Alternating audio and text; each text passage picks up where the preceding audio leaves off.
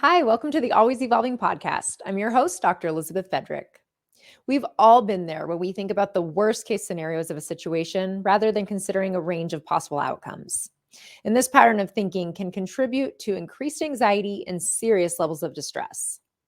Joining us today is Scarlett Jeffrey, a licensed counselor, and she's here to help us to understand why our brains sometimes fixate on the worst case scenarios and to identify some actionable steps to regain perspective and bring ourselves back from the brink of overwhelming anxiety.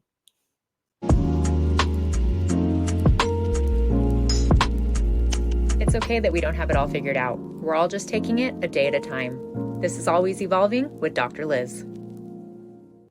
Hi, Scarlett. Thank you so much for joining us on Always Evolving.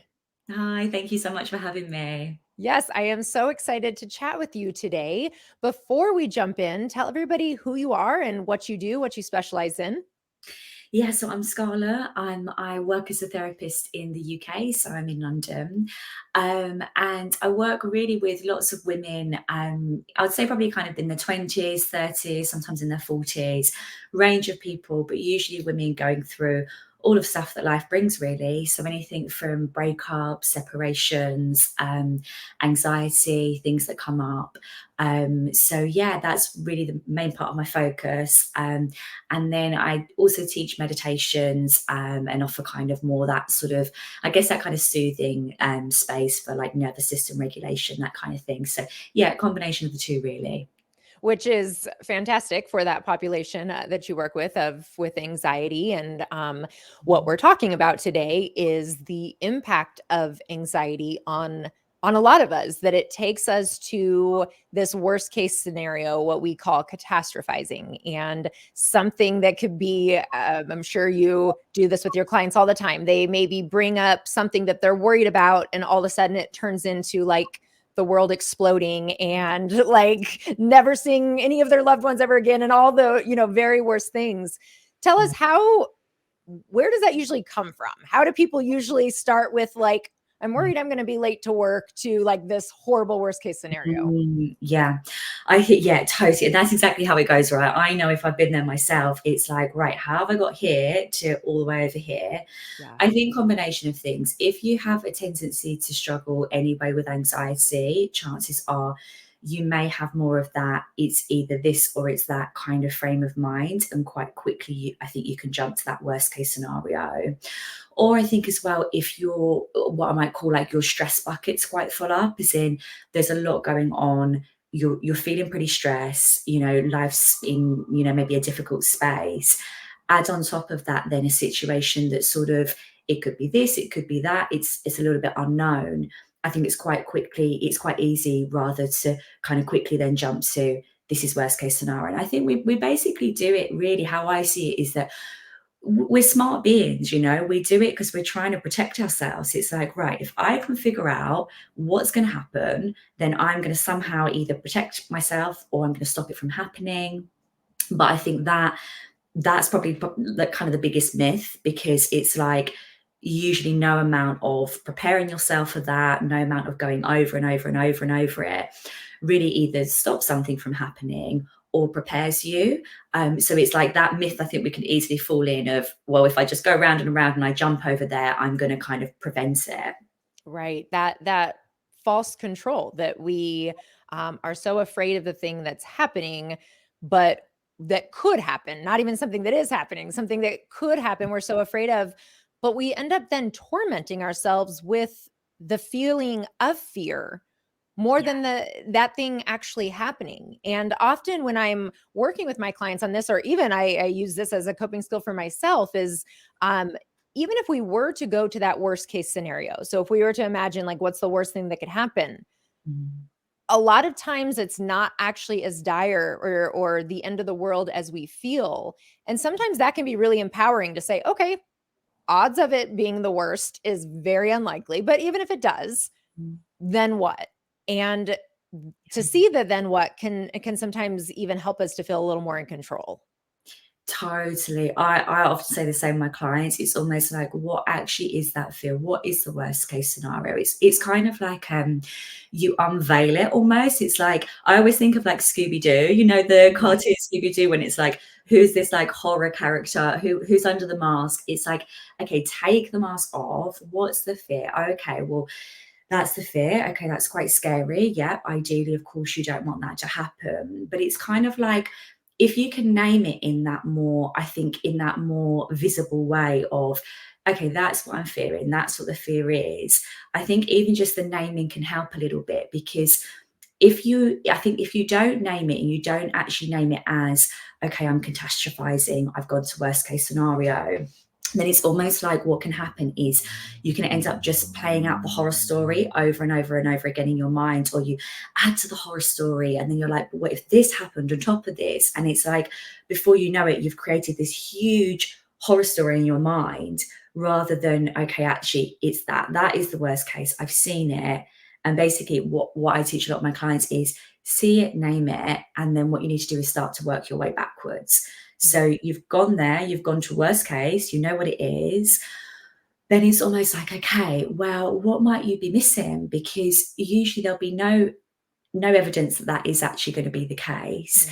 So how you can kind of start working backwards from it might be, say, for example, you're fearing that there's like a health scare that's come up, or I don't know, you've got a really bad headache and you've jumped all the way to worse. You've Googled on the internet, what's that going to be? Okay, you're going to get never all the way. You will get the worst case scenario.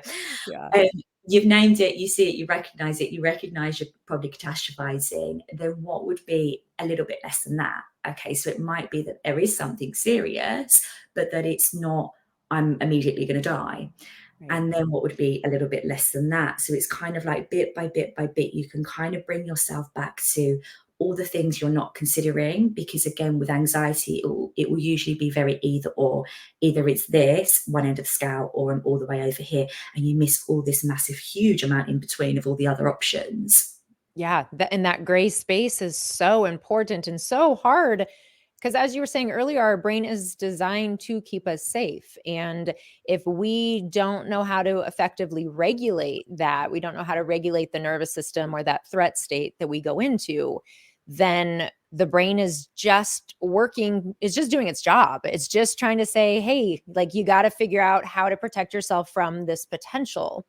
And that's where the meditation and the emotional regulation skills come in, because when we're able to find ways to send signals to our body that, like, yo, I got you, like, you're okay, everything's okay, I'm gonna keep you safe through this, then we are able to, like, that brings the physiological responses down, which then often can bring those spiraling thoughts as well. What are some of the methods that you help your clients with when it comes to emotional regulation?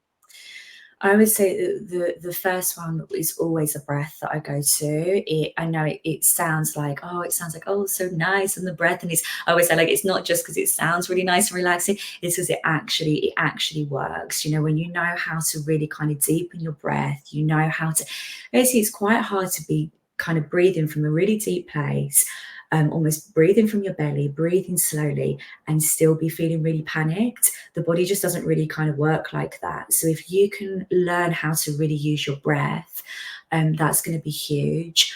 It can also be mindfulness practices too, but that would be probably, a little bit more so. I think sometimes when you're really dysregulated, it's hard to do that. So I would say using the breath. It can also be things like anything to do with the vagus nerve. So anything to do with that can be kind of using kind of the eye movement in certain ways. It can be tapping. So kind of like tapping on different parts of the body can really help calm the body down. Anything that gets you into your senses. So, you know, what can I feel? What can I see? What can I smell? That can kind of bring you back into your body. I would say, though, my main go-to, at least for myself, would definitely be the breath. And also it's kind of seeing it as like a preventative thing as well, because if you can feel anxieties creeping up, so say if anxiety sort of scale between, 1 being the lowest, 10 being the highest, if you're having a day where you can feel anxieties creeping up and up and up, you're feeling it, the response in your body, your breath's getting shallow, feeling a bit shaky, your thoughts are spiraling, as best you can, if you can catch that before it just continues to increase. Because basically, once you're there, it's really difficult to then say to yourself, it's okay that that thing's not going to happen. That, like, you know, if tiger's coming towards you, you're not going to be like, oh, it's okay. You know, you want to try and kind of catch yourself. I would say to a lot of my clients, when you're already kind of like a 5, so it's like, right, before I do anything else, I actually need to just take a couple of moments to try and regulate my system. Yeah. Yes, which is absolutely, because as you're saying, when we are so far into the threat state, it doesn't matter what we try to tell ourselves. The brain is like, yeah, right. Like, I don't even sort of believe you. And that's where some of those more sensory coping skills can come in, of move your body or hold onto an ice cube, do some of that deep breathing. And with the breathing, I'm also a fan of it, but I think that it's important people understand it's not just about taking a few breaths, as is often discussed, right? Like, there's often a method to it or an approach that can be effective. Do you have a specific like counting approach that you use? Yeah, so yeah, there's so many you can use. It's almost like, where do you start? If I know I'm in a sort of relatively okayish place, but I want to ground myself, I might do something like breathing in for 4, out for 8, just so that that's really going to help slow down the breath. Or I might put my hands on my stomach and actually try to get my belly breathing. So if you sort of can visualize your stomach almost blowing up like a balloon, like inflating, deflating. Obviously, it's not going to go that huge, but almost Yes. that can really help deepen the breath. But if that feels too much, I would use even just the visualization of imagining that you're blowing out candles on a birthday cake. Mm. So you're almost breathing in through your nose. Everyone's done that really probably one time, right? You can imagine the cake there and almost just softly just blowing out through your mouth. So you can imagine blowing those candles out. That can be really a nice way, especially if the breath's quite shallow. And you can even do that quite quickly if you need to. If you're feeling super anxious, it can even be like if you can't catch your breath, it may even be, in for 2, out for 4. And again, using kind of the candle or the flame, that can help as just a visual if you're a visual person. Yes, for sure. And sometimes that's the best you can do, is just do the shorter ones and then allow it to start to grow as your body starts to regulate. Yeah. But yes, these are such great tips. I really appreciate you being here. Where can everyone find you and find more information about you? Yeah. So if you come find me, I'm on Instagram at the Scarlett Sanctuary. And my website is www.scarlettjeffrey.com. So either of those two, yeah. Very good. Scarlett, thank you again for being here. I really appreciate all these great tips you gave. Thank you so much for having me. Thank you. Thank you again, Scarlett, for joining me today. And thank you all for joining us on Always Evolving. Please make sure to rate and review our podcast. And you can also subscribe to our newsletter by visiting our website at www.evolvecounselingaz.com. You can also find me on Instagram at Dr. Elizabeth Fedrick. This is Always Evolving with Dr. Liz.